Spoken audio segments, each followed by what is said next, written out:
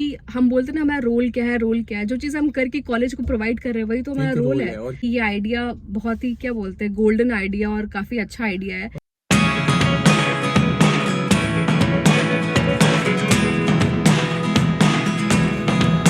अभी प्रज्ञा is waiting for me.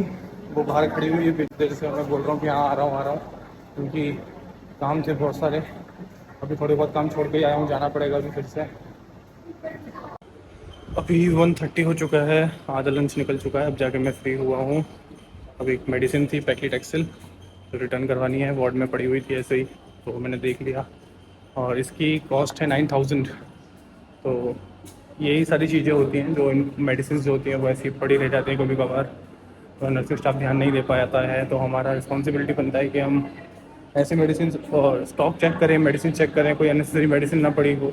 अब ये मेडिसिन जो है किसी और पेशेंट के काम में आ जाएगी तो सही रहेगा। तो अभी हमने लंच कर लिया है और मुझे एक बात बोलनी थी जो आई थिंक बहुत इम्पॉर्टेंट है, और वो ये थी कि मैं ऐसे लंच के पहले सबके साथ बैठ के हम लोग ऐसे ही वार्ड में बात कर रहे थे। मेरा ये था कि जितने भी कोर्सेज हैं, जैसे कि MBBS हो गया, फिजियोथेरेपिस्ट हो गया, या फिर नर्सिंग हो गया, तो इन सब में क्या है कि एक हायरार्की सिस्टम है कि पहले कोई इंचार्ज है, फिर कोई मैनेजर है, उसके अंदर फिर PGs आ रहे हैं, रेसिडेंट आ रहे हैं, फिर इंटर्न्स आ रहे हैं, ऐसे सारे जगह है। तो उनको पता है कि हाँ हमारा किसके अंडर है, हम किसके अंडर आ रहे हैं, और उनके ऊपर एक होता है ना, जैसे कि हमारे ऊपर कोई बड़ा भाई बहन होता है, या फिर कोई गार्जियन होता है, कोई मेंटर होता है, इसके अंडर हम होते तो पता होता है कि हाँ ये चीज़ करनी है हमको, ये हमारी रोल्स एंड रिस्पॉन्सिबिलिटीज़ हैं। अगर हमारे फार्मडी में भी ऐसा हो कि फार्मडी इंचार्ज एक हो, फार्मेसिस्ट इंचार्ज, फिर एक कोई हेड हो सेंट्रल फार्मेसी का, हॉस्पिटल फार्मेसी का, फिर क्लिनिकल फार्मासिस्ट, फिर उसके अंदर जो इंटर्न्स आते हैं, फिर 5th ईयर का क्लर्कशिप जो होता है, तो इससे एक काफ़ी अच्छा एक क्या बोलते हैं फ्रेमवर्क मिल जाएगा, और हमको पता रहेगा कि हाँ क्या हमारा रोल है, क्या हमारा क्या क्यों। सही बात है। तो ये मैं सोच रही थी कि अगर ऐसा हो जाए तो गवर्नमेंट, मतलब कोई भी इंस्टीट्यूशन या कॉलेज अपने लेवल पे तो नहीं करेगा, ये गवर्नमेंट को ही स्टेप्स लेने होंगे सो दैट कि ये चीज़ें इम्प्लीमेंट हो। क्योंकि मैं खुद भी अगर एक यूनिवर्सिटी रन कर रही होती तो मैं इतना बड़ा रिस्क नहीं लूंगी, सही बात है। कोई भी नहीं लेगा। एक सिस्टम अगर पहले से सेट रहेगा तो किसी को प्रॉब्लम नहीं होगी, अपना काम करने में हर एक को अपना वर्क पता होगा, तो सब एक दूसरे को समझाते जाएंगे। जैसे कि MBBS में उनके जब first year, second year, third year जब हॉस्पिटल आता है तो उनके सीनियर समझाने वाले होते हैं। जब वो PGs बन जाते हैं तो PG second year first year को समझाता है कि मैंने ये ऐसे किया, आप भी ऐसे करो ऐसे करो, तो वो उनका एक सिस्टम रहता है। अब जैसे कि हम इंटर्न्स हैं, अब हमारे ऊपर कोई हमारा सीनियर उस वार्ड में अगर हो, या फिर एज अ क्लिनिकल फार्मासिस्ट कोई वहाँ पर हो, तो वो बताएगा कि ऑन्कोलॉजी में ऐसे काम करना है, न्यूरो ICU में ऐसे काम करना है, ये हमारी रोल्स एंड रिस्पॉन्सिबिलिटीज हैं। तो हमको पता चलता रहेगा कि अच्छा ये काम है हमारा। और ऐसा नहीं है कि लोग नहीं है, बहुत सारे लोग हैं, बट वो है ना बटे हुए हर जगह, एक वो सिस्टम नहीं है। तो कोई है, मतलब बहुत सारे लोग हैं, जैसे कोई क्रिटिकल केयर फार्मासिस्ट है, कोई ICU फार्मासिस्ट है, हमारे बहुत सारे सीनियर्स भी हैं जो हम जानते हैं, हमारे कांटेक्ट में है। बट वही है ना कि सब बिखरे हुए हैं। अगर सबको एक सिस्टम में बांध के रखे और एक वो सिस्टम फ्रेमवर्क पता हो तो वो आई थिंक ज़्यादा हेल्पफुल होगा।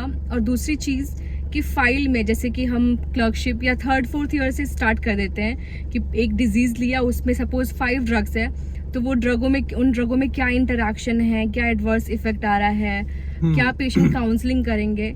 तो rather than submitting these things to our college, अगर हमारा वो फाइल में रहेगा, पेशेंट के जो भी पेशेंट की फाइल में रहेगा, तो वो ज़्यादा एक अच्छा इम्पैक्ट डालेगा, और वो पता होगा कि हाँ ये पेशेंट है, ये ड्रग्स ले रहा है, इसका ये इंटरेक्शन है। तो ये हमें भी पता होगा, और हमारे साथ साथ जो भी लोग हैं, जो भी हेल्थ केयर टीम है, वो पूरी टीम को पता होगा। तो बेसिकली पेशेंट की फाइल में एक पेज क्लिनिकल फार्मासिस्ट का भी होना चाहिए, जिसमें क्लिनिकल फार्मासिस्ट आके अपना पेशेंट काउंसलिंग लिखे उस पेशेंट की। आई थिंक एक पेज नहीं, ये सारे जो भी मैं बोल रही हूँ, ये सारे हमारे फॉर्म्स, ये सारे फॉर्म्स होने चाहिए। ये सारे फॉर्म्स होने चाहिए कि पेशेंट का कोई भी ड्रग इंटरेक्शन मिलता है, भले ही वो क्या हम लोग करते हैं ना, माइनर, मेजर, मॉडरेट, ये सब जो भी है, किसी भी कैटेगरी में आ रहा है, बट एटलीस्ट वो आ तो रहा है, इंटरेक्शन तो है, तो वो लिखा जाए उसके बारे में, जिससे सबको पता चले, हेल्थ केयर टीम को पता चले कि हाँ ये इंटरेक्शन है। और जब आप वो चीज को पेन पेपर पे लिखोगे ना, तो आपको भी एक डर रहेगा अंदर से कि नहीं, अगर मैंने कुछ गलत लिख दिया तो फिर क्या होगा, ये वो। तो इससे क्या है कि हम अपने रोल को ना सीरियस लेंगे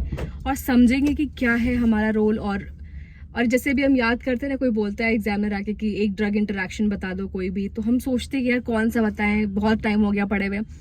तो ऐसे क्या है कि आप रोज दिन वो चीज़ कर रहे हो तो आपको वो अपने आप ही मेमोराइज हो जाएगा, और आपके सीनियर्स भी रहेंगे, तो आई थिंक वो ज़्यादा हेल्पफुल रहेगा। तो मेरा तो यही है कि ये आइडिया बहुत ही, क्या बोलते हैं, गोल्डन आइडिया और काफ़ी अच्छा आइडिया है। अगर कहीं भी कोई भी सुन रहा है जिसके पास पावर हो, अथॉरिटी हो, जो इम्प्लीमेंट कर सकता है, तो प्लीज़ मेरे इस सजेशन को माइंड में रखते हुए डू समथिंग। सही में ये बहुत इंपॉर्टेंट बात कर रही है ये प्रज्ञा, और ये सब चीजें ना एज अ फार्मडी, जो लोग फार्मडी कर रहे हैं, जो ये वीडियोस देख रहे हैं, जो अपकमिंग फार्मडीज होने वाले हैं, वो लोग भी ये चीज फेस करेंगे, तो उन सबके लिए अच्छा रहेगा कि अगर ये सारी चीजें ऐसे हो जाए तो। क्योंकि you are going to hospital, और आप ठीक है, आप एक्स्ट्रा हम काम कर रहे हैं, हम जो भी स्किल सीख रहे हैं, पेशेंट ड्रग हम खुद देख रहे हैं, बता रहे हैं।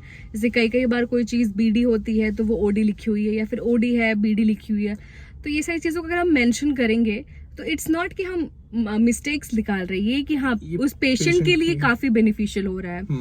तो आई थिंक ये सारी चीजें हैं जो मैं क्या बोलते हैं, क्लिनिकल फार्मासिस्ट कहना चाहूंगी कि इम्प्लीमेंट हो, जिससे कि हमारा एक रोल अच्छे से डिफाइन हो और अच्छे से पता चले लोगों को, और सबसे इम्पोर्टेंट पेशेंट केयर में बहुत ज्यादा हेल्प हो। और मुझे एक और चीज लगे, अभी बात करते करते मेरे दिमाग में आया कि हम बोलते ना हमारा रोल क्या है, रोल क्या है, जो चीज हम करके कॉलेज को प्रोवाइड कर रहे हैं वही तो हमारा रोल है, और क्या। तो वो चीज हम कॉलेज में क्यों दें, हम क्यों ना वो चीज हॉस्पिटल में करें। सही बात है। तो और एक और वो जो हम केस प्रेजेंटेशन देते हैं कॉलेज में, एटलीस्ट लास्ट ईयर आने के बाद ना, जैसे कि नर्सिंग वगैरह में होते हैं, हर सारे फील्ड्स में होता है कि वो at present in the ward आपको जाके वहां पे आप पेशेंट से देखो, इंटरेक्ट करो। मैं भी कुछ बोलना चाहूंगा जैसे कि अभी कल ही की बात है, सुबह में ऑन्को में MBBS फाइनल के बच्चे आए हुए थे, और वो हर एक बेड पे एक बच्चा खड़ा हुआ था। उनके एग्जामिनर्स आए, बेड पे पेशेंट भी है, बेड पे वो बच्चा भी खड़ा हुआ है, उस पेशेंट की सारी उसने हिस्ट्री वगैरह सब कुछ लेके अपने जो आंसर शीट होती है उसमें लिखा। उसके बाद वो उनसे पूछने की केस क्या है, वो केस समझाएगा, उसके बाद उससे क्वेश्चंस पूछे जाएंगे उस पेशेंट के सामने ही, कैसे एग्जामिन करा, तो ये चीजें जो है ना बहुत इंपॉर्टेंट है, और ये बहुत बड़े लेवल पे आपको अपग्रेड कर देती हैं। पता है, आपका माइंड सेट जो होता है ना बहुत अलग लेवल पे चलना शुरू हो जाता है, क्योंकि जब तक कोई क्वेश्चंस नहीं पूछेगा तब तक आप जितना ज्ञान आपके पास है ना, सिचुएशन में हो जहाँ पे मतलब वो रियल टाइम सिचुएशन है, ऐसा भी नहीं कोई वर्चुअल सिचुएशन हो, आपने बनाया, आप गए 10 लोगों के सामने प्रेजेंट कर दिया, उससे कुछ नहीं होने वाला है। मेरे हिसाब से वो पूरी चीजें बेकार है।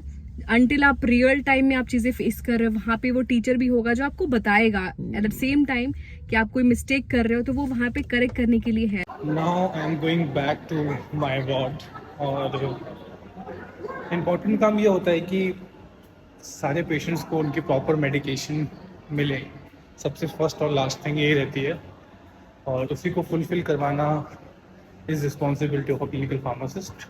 काउंसिल करना, हर चीज़ देखना मेडिसिन से रिलेटेड। तो अभी चलते हैं और अपने काम पे लगते हैं। हार्ड साउंड सुना तो मैं सुन रही थी और मैं भूल गई ऑन करने, क्योंकि पीछे वाला ऑन था, तो मुझे ना इसके 1-2 बारी खटखट से आवाज़ आ गई थी। तो मैंने बोला कि आवाज़ आई, इसको COPD है। मैंने कहा हाँ आ रही है आवाज़। फिर मैं बोला कि आवाज़ ही नहीं आया। फिर जब मैंने वापस से घर फिर ना मैंने अपना ये एक बार चेक करा कि कौन साइड का ऑन है। इसके जाने के बाद मैं देख रही थी ये तो ऑफ है। मेरी पोस्टिंग खत्म हुई है और अच्छा लग रहा है। अभी एक वहाँ पर मेरे को मैम मिली हैं जो बहुत कुछ बता रही हैं, वो PG सेकेंड ईयर हैं, तो बहुत कुछ सीखने को मिलेगा उनके साथ भी।